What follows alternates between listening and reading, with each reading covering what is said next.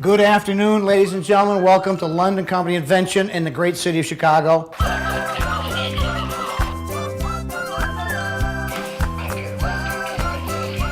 Let me give you a quick tour. Right now you're in our conference room. A lot of awards that we've won over the years. Some of our more recent products you can see here. I was a biologist, so there's part of my bug collection.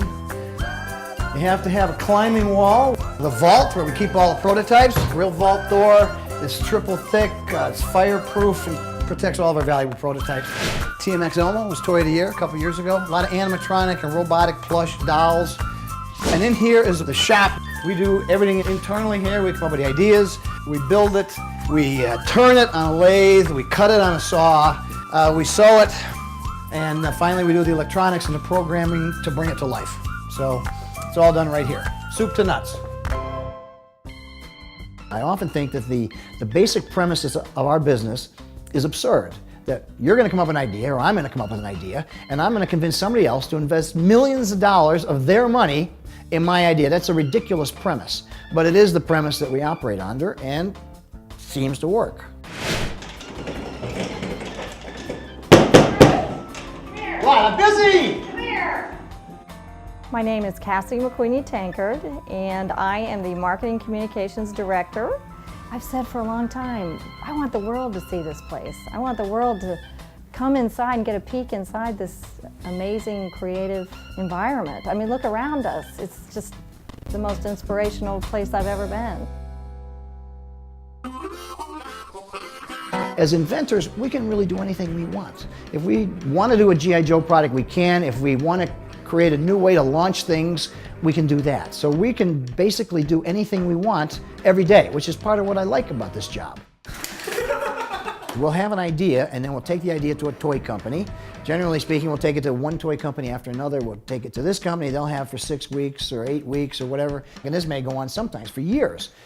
Hopefully not. You know, if you're a big toy company, you have certain established needs. I got to fill this line, I got to fill that line, and oftentimes they don't need a new line. They need to fill their niches. So you got to find somebody that needs something like this thing you've got.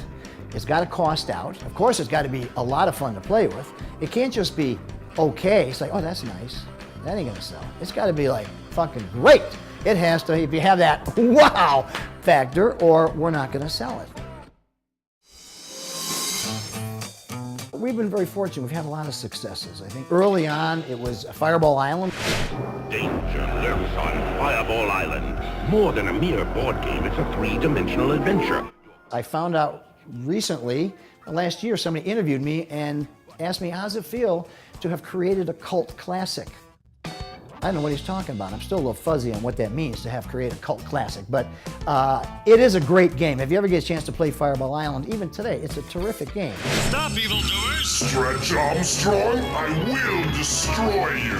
Introducing Vac-Man! Vac-Man was inspired from a book. Reading a book, because I'm always reading, always looking for this stuff, these kernels, these nuggets. And in this book, there was something I'd never heard of before called vacuumatics.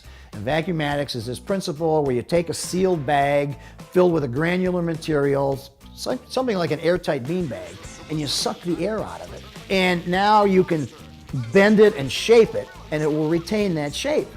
And I thought, now that's an aha moment, I could make an action figure out of that. And we did. TMX Elmo, that's another one of my favorites. You could reasonably describe TMX Elmo as a mechanical miracle. It does more things probably than any toy has ever done with fewer components. You look inside of it, very few people look inside of it, but we do that kind of thing. It's like, there's nothing in there.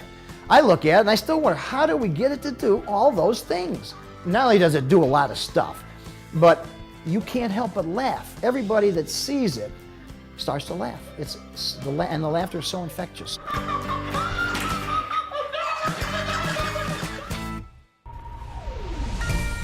To be a toy inventor, I think there are some important qualities one must have. I generally tell people that would like to come here and work that this is the last place you want to work. This is the last thing you want to do. You should run, not walk away from here, because this is not for most people.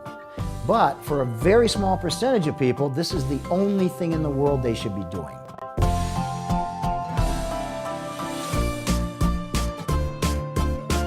God must have had a really good time when he created everything originally.